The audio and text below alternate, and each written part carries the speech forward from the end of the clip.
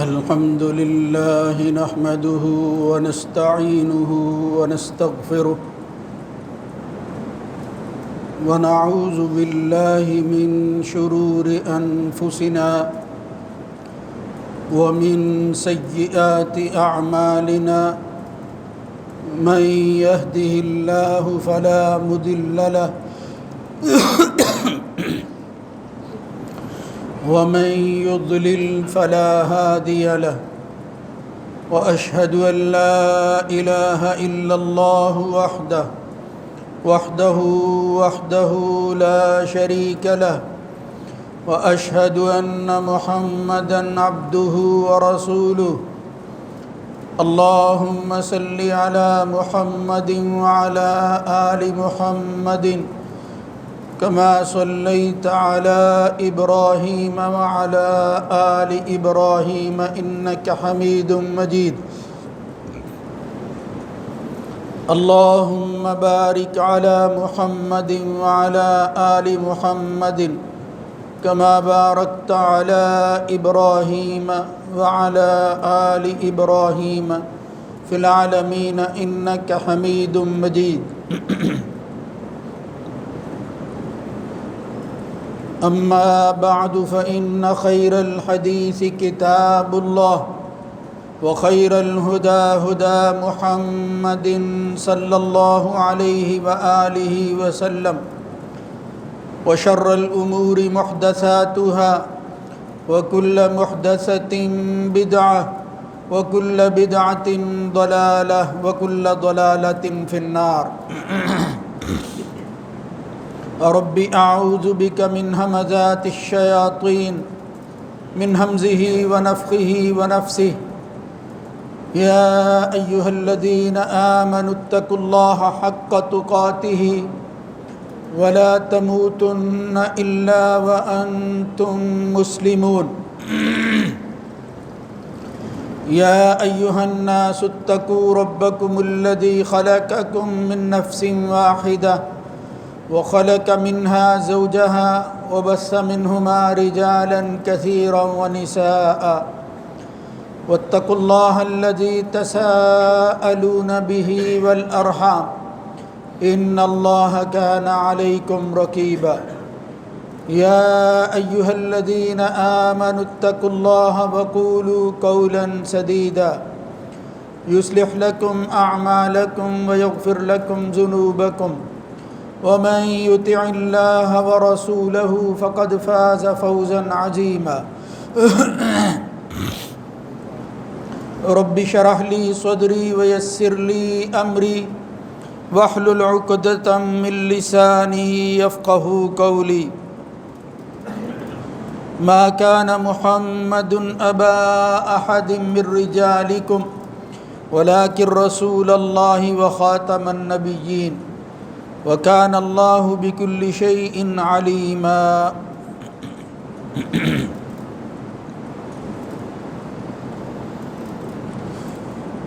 محمد صلی اللہ علیہ وآلہ وسلم تم مردوں میں سے کسی کے باپ نہیں ہیں لیکن وہ اللہ کے رسول اور خاتم النبیین ضرور ہیں اور اللہ تعالیٰ ہر چیز کے بارے میں اچھی طرح جاننے والا ہے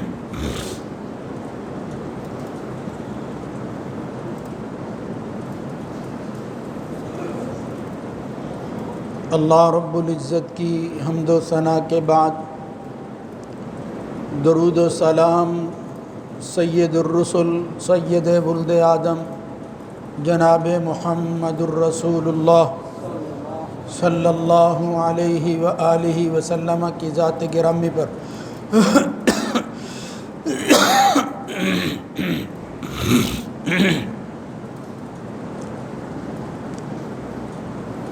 اللہ رب العزت نے سلسلہ نبوت کو اتمام و اکمال پر پہنچایا محمد الرسول اللہ صلی اللہ علیہ وآلہ وسلم کی بعثت کی شکل میں، یعنی حضور کے اس دنیا میں نبی بن کر تشریف لانے کے بعد کسی طرح کی نبوت، خواہ وہ ذلی ہو، بروزی ہو، شرعی ہو، غیر شرعی ہو، اب اس کی اجازت نہیں ہے۔ یعنی اللہ کا دین وہ مکمل ہو گیا ہے، اور جو شریعتیں پہلے نبی سے چلی آ رہی تھی وہ شریعتیں بھی اپنے اختتام کو پہنچ گئیں رسول اللہ صلی اللہ علیہ وسلم کے بعد۔ یعنی شرعی اعتبار سے احکامات کا نزول بھی ختم ہو گیا ہے۔ اب کوئی شخص یہ دعویٰ کرے کہ وقت بدل گیا ہے، ضرورتیں پیش آ گئی ہیں، لہذا کوئی نئی شریعت وجود میں آ جائے جو وقت کے تقاضوں کو پورا کرتی ہو، تو ہم یہ کہیں گے کہ ہمارے پاس شرعی اصول موجود ہیں، اگر کچھ شکلیں بدل کر نئے مسائل جنم لے رہے ہیں تو ان اصولوں کی روشنی میں ان مسائل کا حل پیش کریں گے۔ یعنی اہل علم، اللہ کے رسول کی نبوت اور رسالت کو سمجھنے والے، اس کی تشریح اور توضیح کرنے والے لوگ، وہ ان اصولوں کی بنیاد پر نئے پیش آمدہ مسائل کا حل تجویز کریں گے۔ یعنی اس صورت کے اندر نئی شریعت پیدا کرنا، شرعی حکم جو ہے وہ اس کا اضافہ کر دینا، یہ رسول اللہ صلی اللہ علیہ وسلم کی ختم نبوت پر حملہ کرنے کے مترادف ہے۔ لہذا اس کی تکمیل اور اس کا تقاضا یہ ہے کہ اس کو من وعن اسی طرح قبول اور منظور کر لیا جائے جس طرح رسول اللہ صلی اللہ علیہ وسلم ہمیں دے کر گئے ہیں۔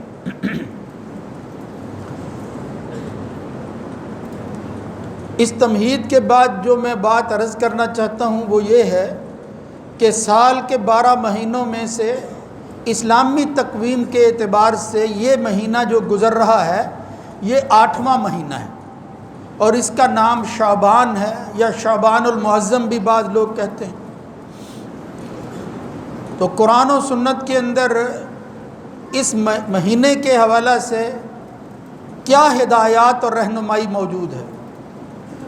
کیا اس مہینے میں الگ سے کوئی عمل عبادت کی شکل میں وہ ہے یا نہیں، اور اگر ہے تو وہ کس صورت میں ہے؟ یہ بات کہ کوئی عبادت اس مہینے سے خاص ہے، یہ بھی دراصل ان شرعی احکام میں سے ایک بات ہے کہ کیا شریعت نے کوئی حصہ اللہ تعالیٰ کی بندگی کا اس مہینے میں مخصوص کیا ہے یا نہیں کیا؟ جس طرح رمضان المبارک کا مہینہ ہے،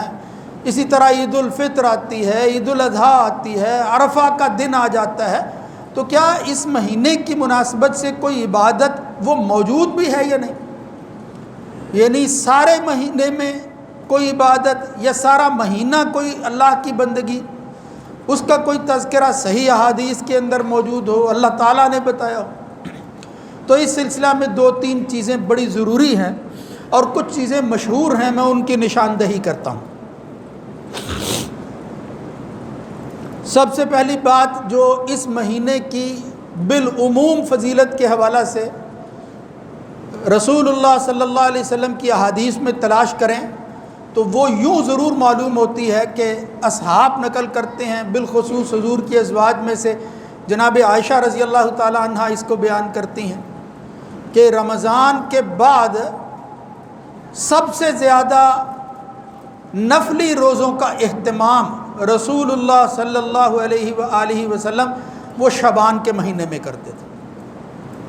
یعنی ایک لمبی حدیث میں وہ فرماتی ہیں، کان رسول اللہ صلی اللہ علیہ وسلم یصوم حتی نقول لا یفطر۔ بعض دفعہ اللہ کے نبی صلی اللہ علیہ وسلم اتنی تواتر سے روزہ رکھتے کہ ہم کہتے کہ اب آپ افطار نہیں کریں گے، یعنی روزے رکھتے جائیں گے، اور بعض دفعہ جو ہے وہ بالکل اس کے الٹ ہو جاتا ہے۔ وہ کہتی ہیں یفطر حتی نقول لا یصوم، بعض دفعہ آپ اتنا لمبا پیریڈ، اتنا لمبا عرصہ بغیر روزہ رکھے ہوئے گزار دیتے کہ ہم کہنے لگتے کہ اب شاید اس کے بعد حضور روزہ نہیں رکھیں گے۔ تو اس روایت میں ساتھ ہی آتا ہے مستقمل صیام شہر قط الا فی رمضان، کوئی ایسا مہینہ سال کے مہینوں میں سے نہیں ہے سوائے رمضان کے جس میں سارا مہینہ حضور نے روزے رکھے۔ یعنی رمضان کا مہینہ ایک ایسا مہینہ ہے جس میں اللہ کی طرف سے روزے کتب علیکم الصیام کما کتب علی الذین من قبلکم الفاظ کے ساتھ وہ فرض ہو گئے تھے۔ تو سارا مہینہ ایک تاریخ سے لے کر آخری تاریخ تک، خواہ وہ 29 کا دن ہو یا مہینہ ہو یا 30 کا، رسول اللہ صلی اللہ علیہ وسلم نے صرف رمضان کے روزے رکھے۔ اور پھر ساتھ ہی وہ کہتے ہیں وَمَا رَأَيْتُهُ فی صیام شہر الا فی شعبان، میں نے نبی کریم صلی اللہ علیہ وسلم کو کسی مہینہ میں رمضان کے علاوہ روزہ رکھتے ہوئے نہیں دیکھا مگر شعبان میں۔ اکثر منہ صیاما فی شعبان، یہ لفظ آتے ہیں کہ زیادہ تر آپ جو روزہ رکھتے تھے، زیادہ تر کا مطلب کیا ہے کہ یوں معلوم ہوتا ہے جیسے مہینہ سارا روزے میں گزار دیا، ہوتا نہیں تھا رمضان کی طرح۔ یعنی وہ یہ الفاظ بھی بیان کرتے ہیں کان یصوم الشعبان کلہ، کہیں آتا ہے وکان یصوم الشعبان الا قلیلا، کہ یوں لگتا کہ جیسے سارا مہینہ روزہ رکھے ہوئے ہیں، یا سارا مہینہ جو ہے وہ آپ نے روزے رکھے سوائے چند دنوں کے۔ یعنی اس سے معلوم ہوتا ہے کہ فرض کی طرح پہلے دن سے آخری دن تک ضروری قرار نہیں دیتے تھے، کبھی حضور رکھ لیتے، لمبے جو ہے وہ روزے رکھتے، رمضان کے یہ شعبان کے مہینے میں کثرت سے رکھتے تھے۔ اور پھر اس کی وجہ جو اہل علم بیان کرتے ہیں وہ اہل علم کا اپنا فیصلہ ہے کہ شاید روزے جو رمضان میں فرض روزے ہیں آپ اس کی تیاری کرتے تھے، مگر دو حدیثوں سے معلوم ہوتا ہے کہ جس طرح گھر کا ماحول ہوتا ہے، خود حضرت عائشہ رضی اللہ تعالیٰ عنہ کہتی ہیں کہ کان علی الصوم من رمضان فما استطیع ان اقضی الا فی شعبان، کہ رمضان کے مہینے عورت ہونے کی وجہ سے میرے فرض روزے رہ جاتے، جس طرح ہر بالغ عورت کے روزے جو ہے وہ چند دنوں کے لیے چند مخصوص پیریڈ جو وہ گزارتی ہے رہ جاتے ہیں، تو وہ کہتی ہیں کہ میں ان کی قضا نہ دے پاتی یہاں تک کہ شعبان آ جاتا، تو شعبان میں وہ قضا دیتی تھی۔ اب گھر کے اندر جو ہے وہ خواتین روزہ رکھ رہی ہوں، نبی کریم صلی اللہ علیہ وسلم بھی ان کے ساتھ جو ہے وہ صبح کے وقت کھانا کھاتے بالاہتمام روزہ رکھتے تھے، وہ فرض روزہ رکھتی، اللہ کے رسول صلی اللہ علیہ وسلم جو ہے وہ نفل روزہ رکھ لیتے تھے۔ تو یہ ایک سلسلہ وہ معلوم ہوتا ہے، ایک تو یہ حضرت عائشہ کا یہ کہنا کہ میں اس طرح کرتی کہ قضا دیتی، حضور بھی ساتھ ہی شامل ہو جاتے۔ دوسری ایک روایت آتی ہے، وہ اگرچہ اس پائے کی تو نہیں ہے جو پہلی روایتیں ہیں، لیکن بعض لوگوں نے کہا کہ وہ حسن درجہ تک پہنچتی ہیں۔ اس روایت کے اندر کیا آتا ہے؟ اس روایت میں یہ بات موجود ہے کہ رسول اللہ صلی اللہ علیہ وآلہ وسلم ارشاد فرماتے ہیں، جب ان سے پوچھا گیا لم ارک تصوم شہرا من الشہور ما تصوم فی شعبان، کسی مہینے میں آپ اس طرح روزہ نہیں رکھتے جس طرح شعبان کے مہینے میں روزہ رکھتے ہیں، یا رسول اللہ اس کی کیا حکمت ہے؟ تو نبی کریم صلی اللہ علیہ وسلم نے اس حدیث میں پھر ارشاد فرمایا کہ ہوا شہر یغفل عنہ الناس بین رجب و رمضان، وہ ایسا مہینہ ہے رجب اور رمضان کے درمیان یعنی شعبان کا مہینہ جس میں لوگ عام طور پر غافل ہو جاتے ہیں، غفلت کا مظاہرہ کرتے ہیں، یغفل عنہ الناس۔ اور پھر ساتھ ہی کہا وَهُوَ شَهْرٌ تُرْفَعُ فِيهِ الْأَعْمَالُ إِلَىٰ رَبِّ الْعَالَمِينَ، وہ مہینہ ایسا ہے جس میں رب العالمین کی طرف اعمال منتقل کیے، اعمال اٹھائے جاتے ہیں، اعمال اللہ کے سپرد جو ہے وہ کیے جاتے ہیں اس مہینے کے اندر۔ فَأُحِبُّ أَن يُرْفَعَ عَمَلِي وَأَنَا صَائِمٌ، رسول اللہ صلی اللہ علیہ وسلم نے پھر وجہ بیان کی کہ میں زیادہ روزے اس لیے رکھتا ہوں کہ میں پسند کرتا ہوں کہ جب میرے اعمال اللہ کے حضور پیش ہوں تو میں روزے کی حالت میں، احب ان یرفع عملی وانا صائم، یعنی روزے کی حالت کے اندر اگر کسی کا عمل اللہ کے ہاں پیش ہوگا تو اس کا مطلب یہ ہے کہ باقی اعمال کے ساتھ یہ بھی ایک اضافی خوبی ہے جو اس کے اعمال میں شامل ہو جائے گی۔ یعنی یہ ایک تمنا تھی، خواہش تھی نبی کریم صلی اللہ علیہ وسلم کی، جس کی وجہ سے حضور اہتمام کرتے۔ لیکن اللہ کے نبی نے فرمایا کہ کوئی شخص اس شعبان کے مہینہ میں شک کے روزے نہ رکھے، اور پھر اس کے لیے خاص طور پر ہدایت کر دی کہ اذن تصف شعبان فلا تصوموا، جب آدھا مہینہ شعبان کا گزر جائے تو اس کے بعد پھر روزہ نہ رکھا کرو. یعنی اس طرح پھر آدمی کے پتہ نہیں شاید جو ہے یہی دن جو ہے وہ رمضان کا ہو، یہی دن ہو، یعنی اسی کے اندر بندہ 15 دن گزار دے. تو رسول اللہ صلی اللہ علیہ وسلم نے فرمایا من صام الیوم الذی یشق فیہ، وہ بندہ کہ جس نے کسی شک کی وجہ سے روزہ رکھا، فقد عصا ابا القاسم، اس نے اللہ کے رسول کی پیروی نہیں کی بلکہ اس نے ابو القاسم محمد صلی اللہ علیہ وسلم کی نافرمانی کی ہے. شک کا روزہ کوئی روزہ نہیں ہے. لا یتقدمن احدکم بصوم یوم او یومین، یعنی رمضان سے پہلے کوئی شخص 1 یا 2 دن کا روزہ اس نیت سے رکھ لے، پتہ نہیں یہ چاند دیکھنے والوں نے صحیح دیکھا ہے یا نہیں، مجھے پتہ چلا ہے یا نہیں، یعنی لوگوں سے ہٹ کر خود ہی فیصلہ کرتے رہنا اور شک کی بنیاد پر فرض روزہ جو ہے اس کو قرار دے دینا. اس کا کیا مطلب ہے کہ دوسرے تو اس فرض سے محروم ہیں، میں اس کو پورا کر رہا ہوں. تو نبی کریم صلی اللہ علیہ وسلم نے اس طرح کے شک کی وجہ سے عبادت، اور اتنی بڑی عبادت، اس کی اجازت نہیں دی. تو اس سے معلوم ہوتا ہے اگر کسی کا معمول ہو اور وہ بندہ جو ہے وہ روزے رکھ رہا ہو، آخری دنوں میں بھی اس کے معمول کے دنوں میں سے کوئی دن آ جائے وہ روزہ رکھے تو پھر رخصت ضرور ہے، لیکن شک کا روزہ رکھنا وہ ٹھیک نہیں ہے. چہ جائے کہ آدمی یہ اہتمام کر کے کہ چلو 2 دن پہلے روزہ رکھ لیتے ہیں، اس سے جو ہے وہ شک دور ہو جائے گا اور میں فرض روزے سے محروم نہیں رہوں گا، یہ ٹھیک عمل نہیں ہے. خیر، مقصود یہ ہے کہ سوائے ان احادیث کے جس میں شعبان کے مہینے کے نفلی روزوں کا تذکرہ آتا ہے، اس سلسلہ میں کوئی اور صحیح روایت، کوئی ثابت شدہ عمل وہ نہ سارے مہینے میں موجود ہے اور نہ ہی شعبان کی 15 تاریخ کو موجود ہے، جس دن کو اور جس رات کو ہمارے ہاں دوسری دنیا کے اندر بھی ہے لیکن خاص طور پر بر صغیر میں اس رات کو شب برات کہا جاتا ہے. ہم عام طور پر جو ہے وہ شب رات کا مہینہ یا شب رات کا دن یا آج شب رات ہے یہ لفظ استعمال کرتے ہیں، اصل میں وہ ہے شب برات. اس لفظ سے ہی معلوم ہوتا ہے کہ یہ بر صغیر یہ علاقائی چیز ہے. اگر یہ کوئی شرعی اصطلاح ہوتی جس طرح یوم الترویہ ہے، یوم عرفہ ہے، اسی طرح نبی کریم صلی اللہ علیہ وسلم نے فرمایا یوم عاشورہ ہے، یعنی یہ ساری ترکیبیں عربی ہیں اور نبی کریم صلی اللہ علیہ وسلم خود عرب تھے، آپ عربی ترکیبات ہی لوگوں کو بتاتے تھے، شریعت بھی عربی ہی کے اندر بتاتے تھے، نہ کہ شب برات کی طرح ایک لفظ جو ہے وہ شب فارسی کا ہو دوسرا جو ہے وہ عربی کا ہو. اس طرح کی ترکیب سے معلوم ہوتا ہے کہ یہ بعد میں کوئی گڑھی ہوئی چیز ہے، رسول اللہ صلی اللہ علیہ وسلم کی شریعت کا حصہ نہیں ہے. اس لیے میرے بھائیوں، انصاف کا تقاضا یہ ہے کہ اس حوالہ سے جتنی بھی روایتیں پیش کی جاتی ہیں ان کی حقیقت کو جان لیا جائے. اور آپ یہ حیران ہوں گے کہ دنیا کے اندر کوئی عالم وہ خواہ اس پر عمل ہی کیوں نہیں کرتا. آپ اس سے پوچھیں، وہ کہتا ہے اللہ کے رسول سے بات ثابت نہیں ہے لیکن چونکہ ایک اچھا عمل ہے لوگ کر رہے ہیں ہم ترغیب دیتے ہیں. میں نے بڑے بڑے عالموں کی کتابیں دیکھی، سنا بھی ہے. اس وقت پاکستان کے علماء میں سے بھی آپ دیکھیں وہ یہی بات کرتے ہیں. یعنی جب معاملہ یہ ہے پھر جرأت کیوں نہیں کرتے کہ بھئی اللہ کے رسول سے کوئی عمل ثابت نہیں ہے، لہذا اگر کوئی شخص ہے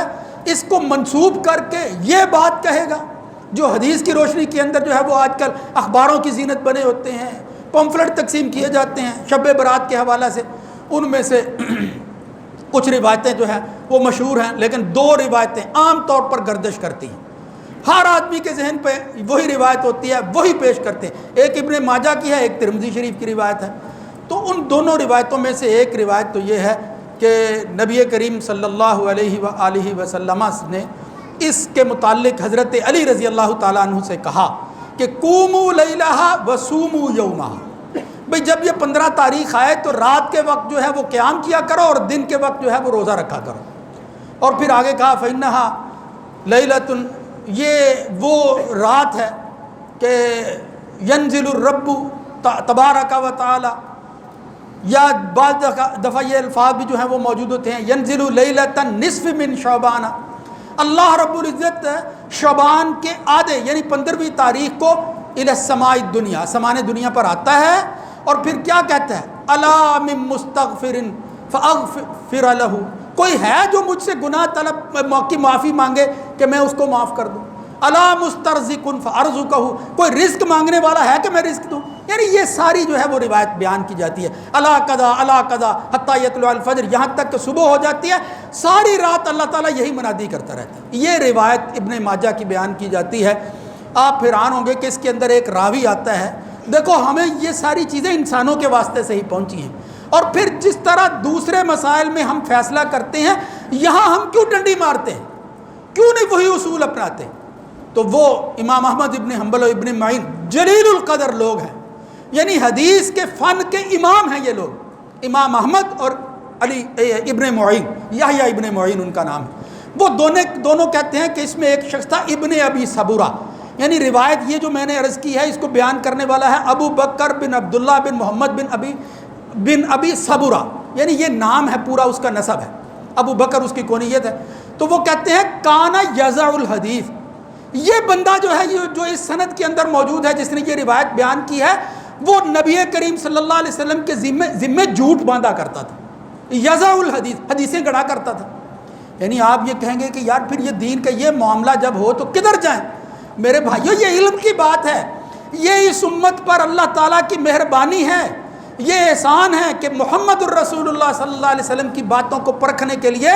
اللہ نے بڑی بڑی نشانیاں انسانی شکل کے اندر پیدا کی۔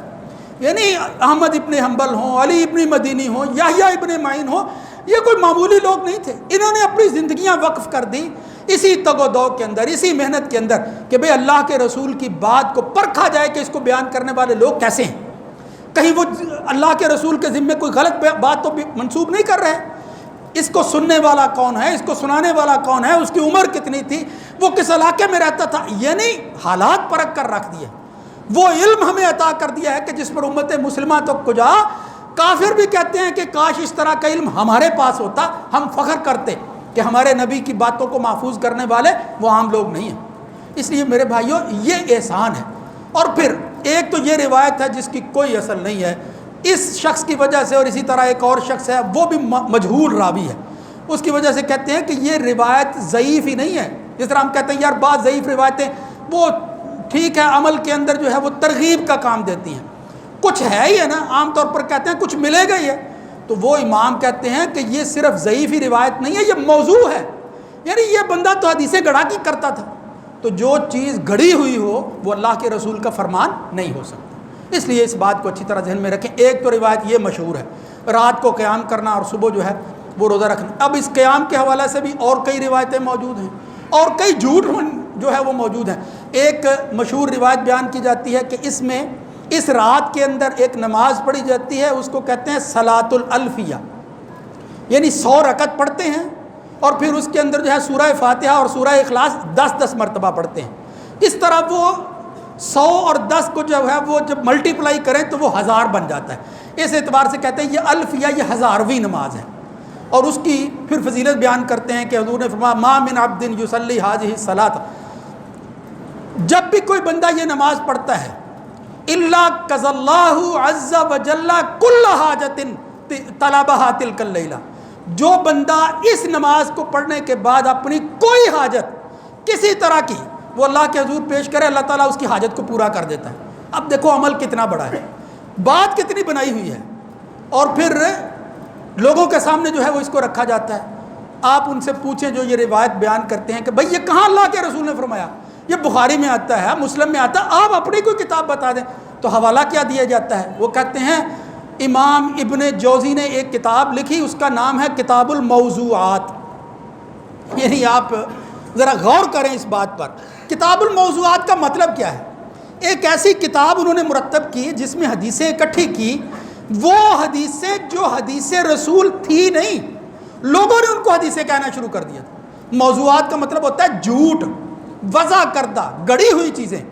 تو یہ جو صلاۃ الالفیہ اور اس کی فضیلت کے بارے میں یہ آتا ہے کہ بندے کی جو بھی حاجت ہو پوری ہو جاتی ہے۔ اس رات یہ دعا اور یہ نماز پڑھنے کی وجہ سے وہ کہتے ہیں یہ روایت کہاں آتی ہے؟ یہ کتاب الموضوعات ابن جوزی کے اندر آتی ہے۔ یعنی ابن جوزی نے جو کتاب الموضوعات لکھی ہے اس میں آتی ہے کہ بھئی آپ متنبہ ہو جائیں۔ ان کا مطلب یہ تھا کہ بھئی اللہ کے رسول کے ذمے جو جھوٹ لگائے گئے ہیں آپ ان سے باز رہیں، یعنی ان کی نیت دیکھیں، ان کا عمل دیکھیں اور ہم کیا کر رہے ہیں۔ تو اس طرح کی روایتیں جو ہے وہ موجود ہے۔ ایک اور روایت میں پھر اشارہ کر دوں اگرچہ ٹائم ہو جاتا ہے، وہ یہ ہے کہ حضرت عائشہ کہتی ہیں فقط تو رسول اللہ صلی اللہ علیہ وسلم، ایک دن میں نے رات کو دیکھا حضور بستر سے اٹھ کر چلے گئے، اور آپ جو ہے وہ کہاں گئے؟ بقیع الغرقد میں چلے گئے۔ اور پھر نبی کریم صلی اللہ علیہ وسلم کو جب پتہ چلا کہ میرا پیچھا تو عائشہ کرتی رہی ہیں کہ یہ کہاں چلے گئے ہیں، اور پھر وہاں بڑے عجیب سے الفاظ آتے ہیں کہ مجھے خدشہ لاحق ہوا کہ میں نے اپنے جی میں یہ سوچا کہ اتیت بعض نسائی کا، آپ میری باری کو چھوڑ کر کسی اور عورت کے پاس چلے گئے ہیں۔ یعنی جب خود ساختہ چیزیں گھڑی جاتی ہیں تو پھر یہ نہیں دیکھا جاتا کہ اس کی وجہ سے کسی کی شخصیت مخدوش ہو رہی ہے۔ کتنا بڑا الزام لگ رہا ہے کہ حضرت عائشہ اس طرح کے الزام لگاتی تھی نبی کریم صلی اللہ علیہ وسلم، آپ کو اعتماد نہیں تھا ان پر، اللہ کے نبی صلی اللہ علیہ وسلم پر۔ تو یہ روایت پھر پیش کی جاتی ہے کہ حضور بقیع الغرقد میں گئے، واپسی پر جب عائشہ کو دیکھا تو کہا میں کیوں گیا تھا تمہیں بتاؤں؟ اس لیے کہ آج رات ہی ایسی تھی، ایک ایسی رات ہے جس میں اٹھ کر جو ہے وہ قبرستان میں گیا کہ جو شخص اس رات کو پا لیتا ہے یغفر اللہ لہ، تو بندے کے لیے اللہ رب العزت اس رات کی وجہ سے جس نے یہ رات پائی، یغفر لاکثر من عدد شعر غنم کلب، بنو کلب قبیلے کی بکریاں جو ان کے ہاں موجود ہیں اور ان بکریوں پر جو بال موجود ہیں، جتنی کثرت کے ساتھ وہ ہوتے ہیں، اللہ تعالیٰ اس رات کے اندر بندوں کے گناہ ان بالوں سے بھی زیادہ معاف کر دیتے ہیں۔ یعنی کوئی گناہ رہتا نہیں ہے۔ جب کسی چیز کا مبالغہ پیدا کرنا ہو تو یہی کہتے ہیں نا، اب بکری کے بال کو گن سکتا ہے؟ تو اس لیے کہا اس سے بھی زیادہ گناہ ہو یہ رات جو ہے وہ بندہ کوئی اللہ کی بندگی کر لے، ایک رات جس طرح صلاۃ الالفیہ وغیرہ ہے، خود ساختہ کوئی عبادت کر لے، معاف ہو جائے گا۔ اور میرے بھائیوں دیکھو احسان جو میں کہہ رہا ہوں، یہ روایت بیان کرنے والے ہیں خود امام ترمذی۔ آپ کہیں گے یہ روایت پھر بیان ہی کیوں کی؟ وہ میں نے وجہ پہلے بیان کر دی، جس طرح ابن جوزی کے حوالہ سے، کہ وہ دراصل بتانا چاہتے تھے کہ کافروں نے یا منافقوں نے یا خود ساختہ مسلمانوں کے موحدوں کے موافقین نے، ان کی تائید کرنے والوں نے اپنے طور پر ترغیب کے طور پر یہ سوچا کہ ایسی باتیں بیان کی جائیں کہ جس کی وجہ سے لوگ دین کی طرف آئیں، وہ اللہ کے رسول نے بیان کی ہوں یا نہ بیان کی ہوں اس سے کوئی فرق نہیں پڑتا۔ تو اس طرح کی سوچ اور اس طرح کے ارادے کے ساتھ جو حدیثیں گھڑی گئی ہیں ان میں سے ایک حدیث یہ تھی، خود امام ترمذی بیان کرتے ہیں۔ یعنی انصاف تو یہ ہے کہ جب بندہ کوئی روایت بیان کرے تو اس امام کا فیصلہ بھی ساتھ ہی لکھنا چاہیے۔ ترمذی اٹھا کر دیکھو جہاں یہ روایت موجود ہے، انہوں نے خود ہی کہا، انہوں نے کہا اس روایت کو بیان کرنے والے جو سند کے اندر راوی ہیں اگر آپ دیکھیں، حدثنا احمد بن منیع یزید بن ہارون قال اخبرنا الحجاج بن ارطاط عن یحیی بن ابی کثیر عن عروۃ عن عائشہ، یعنی یہ پوری سند ہے، تمام حدیث کے جو راوی ہیں ان کو بیان کر دیا امام ترمذی نے، اور پھر ساتھ ہی کہا کہ حجاج بن ارطاط جو ہیں لم یسمع من یحیی بن ابی کثیر، اس کے بعد جو راوی یحییٰ بن ابی کثیر آ رہا ہے اس نے اس سے کوئی بات نہیں سنی، اور یحییٰ بن ابی کثیر جو ہے اس نے لم یسمع من عروہ تھا، جو بعد میں راوی عروہ آ رہا ہے اس سے اس کا سماع نہیں ہے۔ یہ باتیں اگرچہ مشکل ہیں لیکن چونکہ اب اس کا کوئی حل نہیں ہے کہ آپ کو کم از کم باخبر ضرور کر دیا جائے کہ بھئی کس طرح علم کی بات جو ہے وہ علم تک رہنی چاہیے، اور نتیجہ اخذ کرتے ہوئے مسلکی موافقت یا مسلکی تائید ڈھونڈنے کی بجائے اللہ کے رسول کے دین اور شریعت کو فوقیت دینی چاہیے، اس پر فیصلہ کرنا چاہیے۔ میرے بھائیوں اگر کوئی عمل ثابت ہوتا تو یہ تکلف کرنے کی ضرورت کیا ہے؟ ہم بھی اس دن جو ہے یہ عمل کرتے۔ لہذا یہ بات خلاصے کے طور پر میں آخر میں عرض کر دوں کہ یہ دو روایتیں مشہور ہیں۔ یہ روایت جو میں نے عرض کی ہے یہ بھی بالکل جھوٹ کا پلندہ ہے، کوئی حقیقت نہیں ہے اس کی۔ اس سے پہلی روایت بھی ہے، تیسری روایت پہ میں نے پیش کی، مشہور یہی باتیں ہیں۔ اس کے علاوہ کچھ قرآن کی آیت ہے سورہ دخان کی، وہ بھی اس حوالے سے پیش کرتے ہیں، میں اس کا بھی اشارہ کر دوں۔ کہتے ہیں کہ اس رات کے اندر اللہ تعالیٰ نے قرآن مجید نازل کیا اور پھر اس کے اندر انسانوں کی قسمتوں کا حال جو ہے اس کا فیصلہ کیا جاتا ہے، کس نے مرنا ہے کس نے جینا ہے، یہ فیصلہ اللہ تعالیٰ ضرور کرتا ہے، فرشتوں کے حوالے ضرور کرتا ہے، لیکن 15 شعبان کو کرتا ہے، یہ شب برات کو کرتا ہے، یہ کس نے بتا دیا؟ آپ اندازہ کریں جب آدمی جھوٹ گڑتا ہے نا تو کسی نہ کسی جگہ ضرور پکڑا جاتا ہے۔ اب یہ سورہ دخان کی یہ آیت پڑھو اور دوسرا قرآن مجید جو ہے سورہ قدر وغیرہ کی وہ آیات اور سورت پڑھو تو معلوم ہوتا ہے کہ یہ لوگوں نے بات جو ہے وہ بنا لی ہے۔ کیوں؟ اللہ کیا کہتا ہے؟ حامیم والکتاب المبین انا انزلناہ فی لیلۃ مبارکۃ انا کنا منذرین، اللہ نے یہ قرآن جس میں اتارا ہے جس رات میں وہ تو بڑی بابرکت رات ہے۔ اب معمولی علم رکھنے والا، مطلب کسی بچے سے بھی پوچھ لیں کہ بھائی وہ کون سا مہینہ تھا، کون سی رات تھی جس میں قرآن نازل ہوا، وہ ہرگز یہ نہیں کہے گا کہ وہ شب برات تھی۔ وہ کیا کہے گا؟ وہ قرآن کی دوسری آیت پیش کر دے گا، انا انزلناہ فی لیلۃ القدر وما ادراک ما لیلۃ القدر لیلۃ القدر خیر من الف شہر تنزل الملائکۃ والروح فیہا باذن ربہم من کل امر سلام ہی حتی مطلع الفجر۔ اور پھر ساتھ ہی کہا اللہ تعالیٰ نے سورہ بقرہ کے اندر ہے کہ یہ جو شب قدر ہے اس میں اللہ رب العزت نے لیلۃ القدر رمضان کے مہینے میں قرآن نازل کیا ہے، شہر رمضان الذی انزل فیہ القرآن۔ یعنی اتنی تفصیل کے ساتھ واضح دلائل آنے کے باوجود اب دھکے کے ساتھ کہے جا رہے ہیں کہ بھئی وہ رات جو ہے وہ شب برات ہے، وہ 15 شعبان کی رات ہے جس میں یہ بات نازل ہوئی۔ یعنی اس سے بڑی زیادتی اور کوئی نہیں ہو سکتی، اس لیے یہ بات عرض کرنا وہ مناسب تھی اور ضروری تھی۔ بس اللہ تعالیٰ سے دعا کرنی چاہیے کہ یا اللہ صحیح صحیح دین جو ہے اس کی آپ فہم نصیب فرما، یا اللہ شرح صدر نصیب فرما، یا اللہ اہل علم کی وہ باتیں جو محنت کے بعد انہوں نے ہم تک پہنچائی ہیں ان کو سمجھنے کی توفیق نصیب فرما۔ اس لیے یہ شب برات کے حوالہ سے کوئی عمل کسی جگہ کسی صحیح روایت کے اندر ثابت نہیں ہے۔ اللہ رب العزت ہمیں ان اعمال سے جو نیکی کی بجائے ہمارے لیے خدا نخواستہ ضلالت اور گمراہی میں اضافے کا سبب بن جائیں گے، اللہ تعالی ہمیں اس سے محفوظ فرمائے۔ اقول قولی ھذا استغفر اللہ لی ولکم ولسائر المسلمین۔